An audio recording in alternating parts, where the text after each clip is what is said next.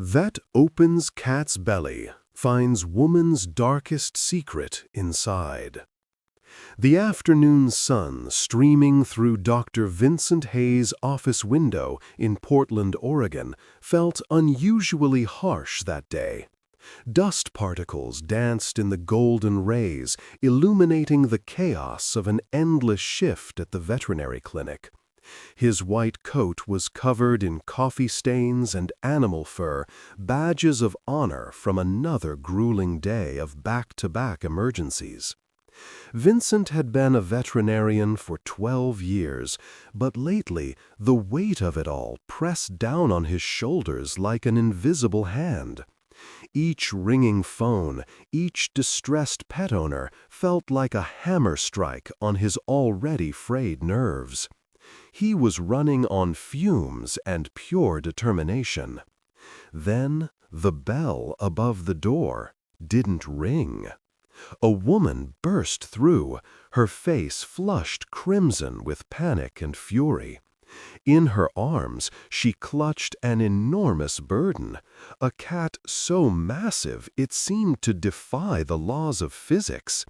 The orange and white ball of fur hung limply in her grasp, its weight clearly straining her arms. "Do you even have time for us?" she shouted, her voice cracking. "He's been like this for weeks, and he's getting worse." Without waiting for an answer, she stormed forward, breathless and ready for battle. Dr. Hayes recognized the type immediately. Fear disguised as anger, desperation masked by aggression. "Please place him on the exam table," Vincent said calmly, his voice a practiced anchor of reassurance. "Let's see what's going on." "His name is Barnaby," the woman said, struggling under the cat's weight as she lowered him onto the metal surface. The table groaned beneath him. "He barely moves anymore. He's hardly eating. This isn't just a fat cat, doctor. He feels wrong, hard as a rock. I think he's dying." Her voice dropped to a whisper. "And if something happens to him here, I swear." The threat died in her throat. Dr. Hayes placed a gentle hand on the cat's head, feeling the faint rumble of a purr from an animal at the edge of its strength. Barnaby didn't resist. He simply collapsed onto his side, his golden eyes fixed on the ceiling, as if trying to detach himself from his own body. "I understand you're worried, Emma," Vincent said softly, reading her name from the intake form. "But please, let me examine him." "Worried?" Emma's voice shook. "I'm not worried. I'm terrified. You see another patient, I see my best friend dying." Vincent had heard this symphony of emotion countless times before. He took a slow breath and pressed his fingers against Barnaby's distended abdomen. The texture caught him off guard. It wasn't fat, it wasn't muscle. Something hard, compact, and utterly inexplicable stretched beneath the skin. "There's a significant mass here," he murmured, his brow furrowing. "It's firm, almost crystalline." "Crystalline?" Emma repeated defensively. "That's bad, isn't it? Cancer. You're going to tell me he's doomed, aren't you?" "I don't know yet," Vincent replied honestly. "We need to do an X-ray. It's the only way to understand what we're dealing with." Silence fell like a sentencing. Emma nodded, lips pressed into a thin line, and helped the veterinarian transfer Barnaby to the radiology table. The machine hummed to life with an electric buzz. Vincent stepped behind the protective screen, his finger hovering over the trigger. The few seconds felt eternal. Then the image materialized slowly, like a photograph developing in a bath of light. Vincent leaned in, his eyes narrowing. His heart rate quickened. His hands froze mid-motion. "This isn't a tumor," he whispered. "It's not a hairball either." The screen revealed the impossible. Inside Barnaby's abdomen, luminous shapes aligned themselves in neat rows. small, dense objects with an almost metallic echo. 20, maybe more. Some round, others delicate, a few shaped like flowers. It looked like buried treasure. So, Emma's impatience cracked through her fear. Is he dying? Talk to me. Dr. Hayes turned slowly toward her, his expression unreadable. Come see for yourself, he said quietly. Tell me what you see. Emma approached, her face tightening as she studied the screen. Her expression collapsed, piece by piece, second by second. No, she breathed, eyes riveted to the monitor. No, that's impossible. It looks like jewelry, Vincent confirmed. Do you recognize any of it? Emma's trembling hand reached toward a circular shape on the screen. That's a pearl earring. My mother's. I lost it when she got sick.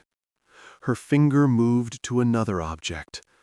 And that little locket, it was my grandmother's. I found it empty after she died. Her voice shattered. All the rage that had carried her through the door crumbled, replaced by a flood of silent tears. Why? She whispered. Why would he do this? Dr. Hayes gently placed his hand on her arm. Maybe because he sensed your grief, he said softly. Animals understand more than we give them credit for.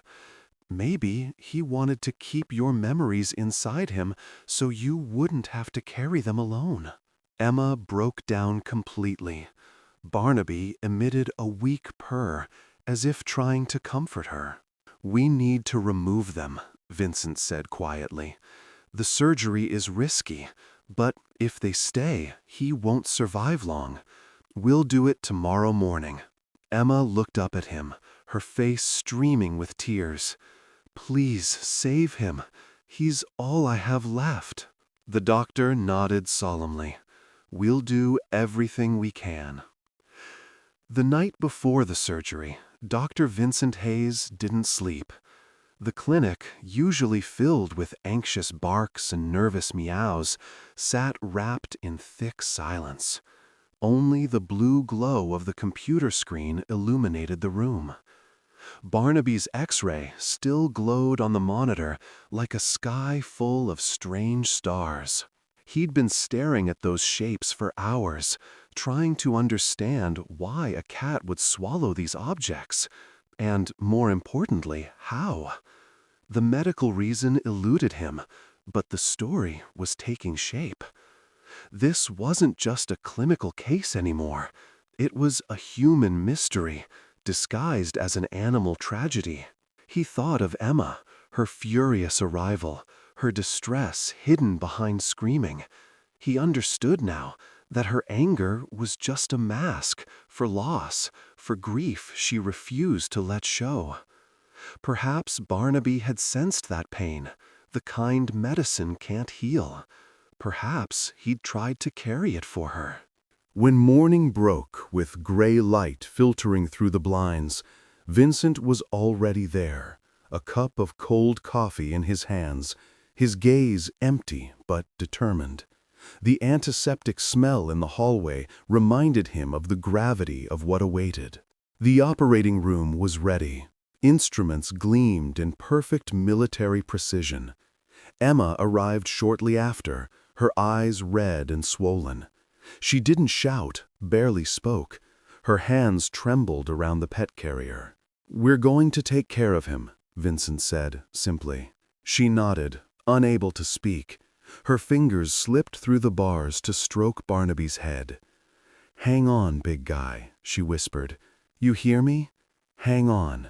The team positioned the animal on the steel table. Monitors flickered to life, emitting their regular, soothing sounds. The smell of latex, metal, and disinfectant filled the room. "Anesthesia," Vincent said in a low voice. Barnaby's eyes slowly closed. His body relaxed. His breathing became slow, almost imperceptible. For a moment, the veterinarian stood motionless, watching the cat, The way you watch a loved one before entrusting them to fate. Scalpel. The first gesture was measured, precise, a clean incision, small but heavy with consequences. Silence imposed itself immediately, punctuated only by the monitor's steady beep. Every millimeter of cut flesh brought the veterinarian closer to the buried secret. His hands, though accustomed to these movements, trembled slightly. He followed the mental map drawn by the X-ray, searching for the strange objects lodged in the abdomen. Suddenly, his instrument struck something hard. Vincent paused. He took forceps, slid them in carefully, and extracted the first object, a small pearl, nacre white, and still intact. The entire room seemed to hold its breath. "It's one of the earrings," he murmured. One by one he removed the others. A cracked ring, a twisted bracelet, a heart-shaped pendant. Each object seemed charged with a story, a memory swallowed by accident or by love. Time lost its meaning. The world reduced itself to the glow of surgical lamps and the sound of Barnaby's beating heart. When the last piece of jewelry was extracted, Vincent felt his back buckle with exhaustion. He closed the wound, suturing the skin with meticulous care. The monitor continued its steady beep, stable, alive. He removed his gloves, his eyes burning. The invisible weight he'd carried since the day before finally dissipated.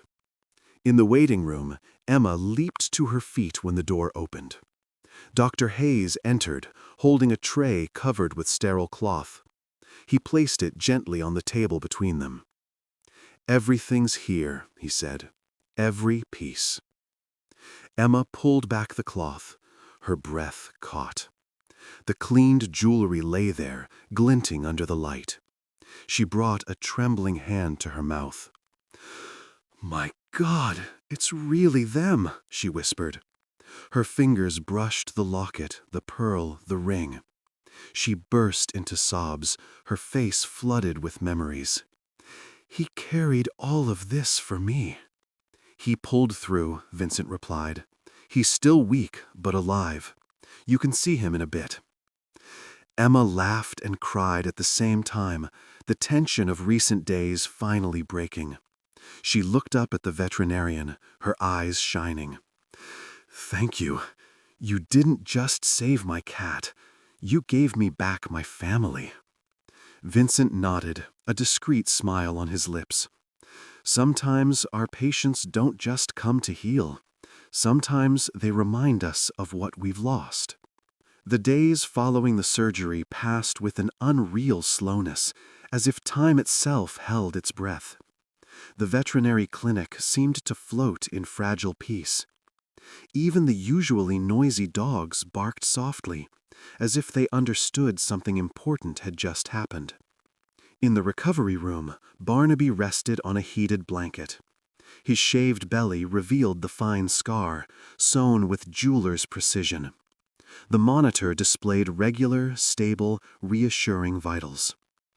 Every morning, Dr. Hayes sat beside him with a cup of coffee, watching the barely perceptible movement of his chest. He spoke to him softly, not as an animal, but as a conscious patient, as a soul returned from a long journey. Emma barely left the clinic. She spent entire hours keeping him company, her hand slipping through the cage bars to stroke his orange fur. She told stories, her mother's voice, her grandmother's perfume, laughter around a table now empty. The words escaped without her realizing it, as if Barnaby had opened a breach in the wall she'd built around herself for years. The cat didn't respond, but sometimes, at the end of these stories, a faint purr rose like an echo of understanding. On the third day, as Emma dozed in her chair, a soft sound pulled her from sleep. She looked up. Barnaby was moving. Slowly, he lifted his head, his clouded eyes blinking in the morning light. His gaze found his owner's, and their breaths synchronized. "My miracle!" Emma sobbed. Dr. Hayes, watching from the hallway, felt something loosen in his chest. He'd seen hundreds of animals heal, but never with such human tenderness. This bond defied science. 3 days later, departure time arrived. Barnaby could finally go home. Vincent prepared the paperwork, wrote out instructions: complete rest, soft food, regular checkups. Emma, nervous, clutched the carrier against her chest like treasure. "You're sure he can travel?" she asked, her voice shaking. "Yes," Vincent answered. "He's strong. He just needs time, like all of us." Before she left, he handed her a small transparent box containing the recovered jewelry. "They're yours again. Maybe one day you'll find a new way to wear them." Emma gazed at the contents: the pearl, the ring, the locket. Tears rose to her eyes. "He kept them for me," she murmured, "like he wanted to protect my memories." "That's exactly what he did," the veterinarian said softly. "Sometimes animals help us heal wounds we don't show anyone." She nodded, moved, unable to speak. At the door, she turned one last time. "Thank you, Dr. Hayes. You didn't just give me back my cat. You gave me back peace." He offered a discreet smile. "He's the one who found it. I just helped him return it to you." The sun was setting slowly, painting the street in golden light. Emma left the clinic. Barnaby pressed against her. Through the carrier's grate, he watched the world pass by, curious and calm. When the door closed, the doctor stood still for a moment. The silence, after the tumult of recent days, seemed almost alive. He returned to his office, sat down, and let his gaze fall on the now empty tray that had held Emma's jewelry just yesterday. He thought about everything he'd seen in his career: births, deaths, screams, tears. And he understood that what he'd experienced these past days wasn't simply a healing, it was a revelation. Proof that compassion, even silent, creates an indestructible bond between beings. He stood, opened the window. The cool evening breeze entered, lifting a few file papers. On the windowsill, a stray cat he sometimes fed watched him calmly, its green eyes bright in the twilight. Vincent smiled. "Don't worry, I'll watch over you too," he murmured. Then he sat at his desk, took his notebook, and wrote, "Never forget why I chose this profession, because some wounds don't show up on X-rays." Outside, night fell. In the distance, headlights of a car slowly faded away. It was Emma, heading home. In the carrier on the passenger seat, Barnaby lifted his head. His eyes met his owner's, and he emitted a long purr. Emma placed her hand on the cage. "We're going home, sweetheart," she whispered. "Everything's okay now." The car drove away, swallowed by the twilight's glow. And in that quiet evening, two once broken souls took up the path of life together again, united by the secret of a love that nothing, not even pain, could dissolve. If this story touched your heart, please hit that like button and subscribe to hear more incredible true stories. Have you ever experienced an unexplainable bond with a pet? Share your story in the comments below. I read every single one. And if you know someone who needs to hear this story today, share it with them. Sometimes the love we need most comes from the most unexpected places. Thank you for being here, and I'll see you in the next story.